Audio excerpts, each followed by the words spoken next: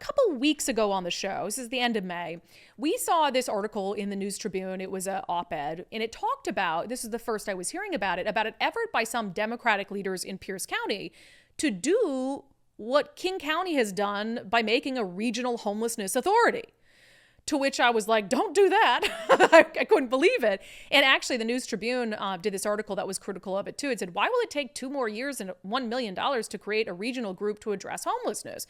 And in this article, and as we discussed on the show at the end of May, they were talking about some of the concerns that, hey, you're spending all this money toward basically government bureaucracy and trying to get this thing off the ground, and it's going to take you years, and that money could be going to help people who are suffering on our streets right now. So very similar criticisms to what we're now seeing play out in King County with the failed regional homelessness authority that even some Democrats think it's time to fold. You're talking about an entity that's spent hundreds of millions of dollars only for homelessness to go up 21% year over year. So we saw that, and my message at the end of May was, Pierce County, don't do that.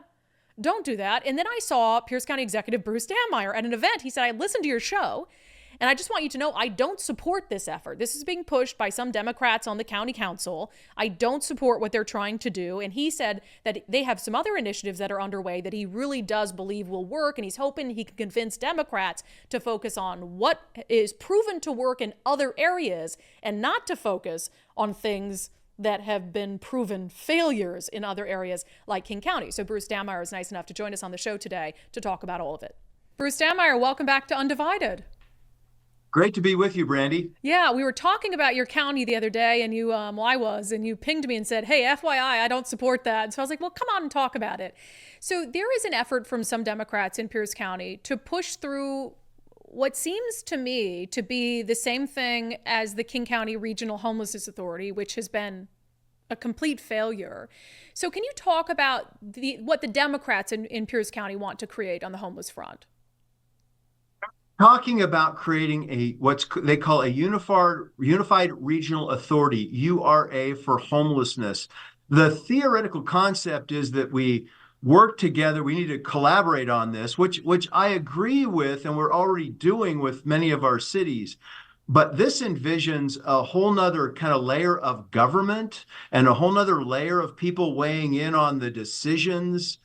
And my fundamental concern is that, not unlike what we've seen in Seattle and King County, that it will make the system less responsive and accountable, and won't get the results. And we need to be, particularly on chronic homelessness, we need to be laser focused on results and accountability. How far has it gotten beyond like their fever dream of what they want to do with homelessness? I mean, how much has money been spent on this idea, et cetera? So they have had an initial coordination meeting. They budgeted, and it went through in our budget. I don't have line item veto. So they budgeted $1 million for a consultant to bring this group together. And of course, as I see your reaction, right, we all think, well, couldn't you use that $1 million and actually get services to people who are currently chronically homeless? Yes, and that's what I think we should have done. They also are trying to morph an existing body into a little bit to kind of make this version light. So I'm frustrated because the Democrats on the council, the majority, tend to just add more process steps, and which diffuses accountability and responsibility, which is never a good thing. Yeah, I have to laugh at the consultant thing. And you're right. It's just like, if I hear the word consultant one more freaking time when we talk about people who are dying on the streets and how we're going to help them, I'll lose my mind. But it just shows the problem that you're worried about, that I share your concern about. This is going to be just more government bureaucracy, and it's not going to result in more people getting help. So the natural question is, so what do you think is the better alternative when you say we want to work together, right? But we can't create this bureaucratic industrial complex? So a great question, and I totally agree. We've been working to partner with our local cities. We partnered with Tacoma, with Lakewood, with Puyallup, with Fife on a variety of issues. But the most exciting thing that we have going here right now is the creation of what we're calling the Good Neighbor Village. It is a public-private partnership with the Tacoma Rescue Mission, who has been the longest serving, more than 100 years of serving for the most vulnerable in Pierce County, and very effectively. And we're modeling based on a very successful operation in Austin, Texas, called the Community First Village. Their fundamental concept is you need to bring people into community, into relationships. You've got to expect them to you want them to get well. They have to work and they have to pay rent to the degree that they can, but you're helping them get restored to kind of dignity with some hope and purpose for their lives, something that we haven't seen anything remotely like it up here in Washington. And we're moving forward with that. And by the way, the city of Lakewood is partnering with us in that. They have contributed money. We have contributed kind of one-time federal money. It's now been through the initial permitting. It is moving forward against a lot of, you can understand there were some local neighbors that were in opposition. They're fearful of what they see on the streets. That's not what it will be.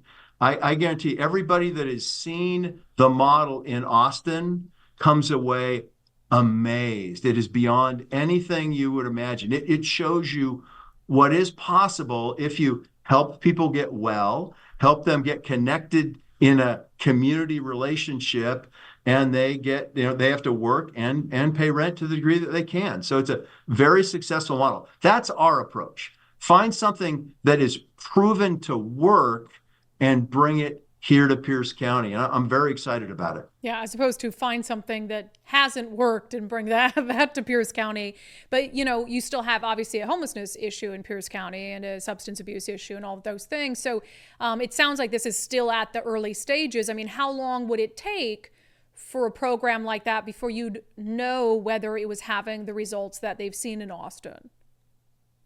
We will be doing a groundbreaking later on this year. So we're going to start that. It will probably take a year before it gets open to anybody who can use it. I mean, the process, all of our land use processes and permitting processes, which the county has to follow all the environmental rules, are significant. So we're moving forward with that. And again, this will be more, it is envisioned as kind of permanent supported housing with all the supports around it. It's about $250,000 a unit to put it in. We're doing micro homes, not the tiny home, garden shed that you might think of. This is a much more substantial, like a 300 to 400 square foot home. Okay. But it's all done in this model. And the thing that's very exciting about it is it not only helps the people who are caught and trapped in chronic homelessness, helps them, again, get well and then get connected to community and get some purpose for their lives. But it also intentionally brings in the broader community to it. When you look at, and we're looking at that, that's why we want people to be able to contribute and be involved in it. It's about reconciling everybody. And the Austin model has been very successful in this. So the closest thing we have here in Pierce County right now is our Veterans Village out at the Washington Soldiers Home. That's a very, very, very, very small, kind of slight model of it. We got about 40 people with case supports out there. The key is helping people get well and helping them get restored in relationships with community. That's really important.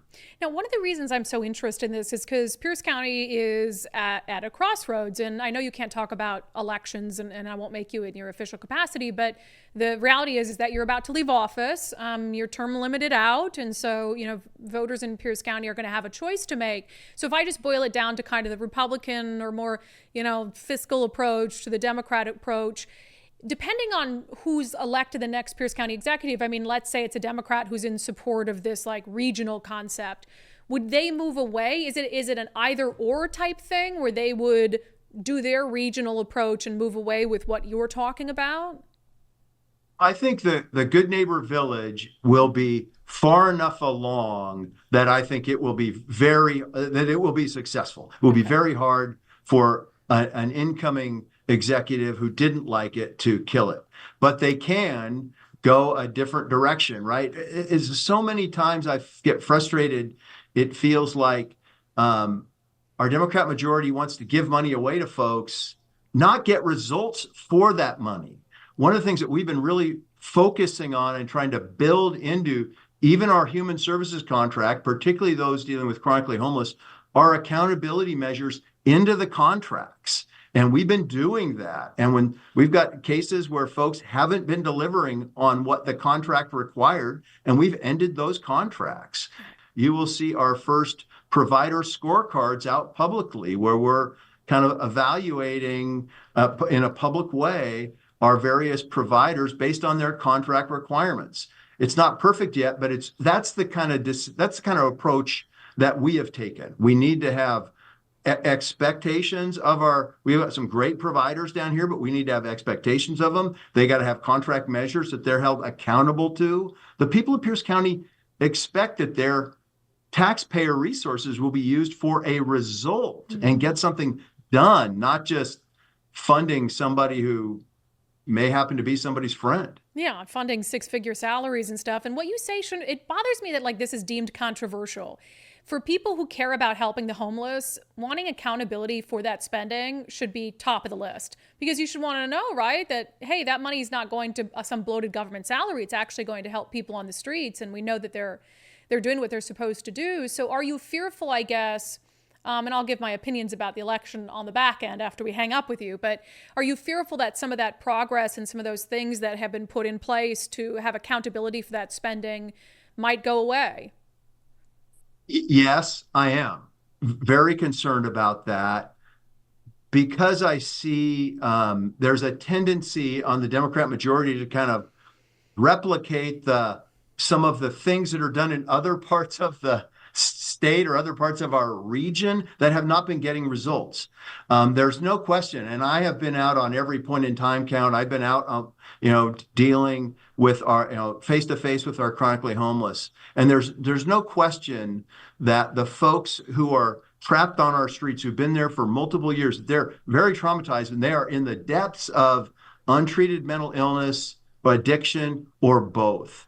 And that we've got to address the housing issue, but it's got to come with helping them get well. If you're not helping them overcome those, if you're not helping them overcome their mental illness or overcome their addiction, it's all for naught. And those people are trapped in that. And it's got to be, we've got a very compassionate community, but they want to help people get well. They do not want to enable people to live in squalor on the side of the road, where it's bad for the person who's trapped in homelessness and it's terrible for our community as a whole.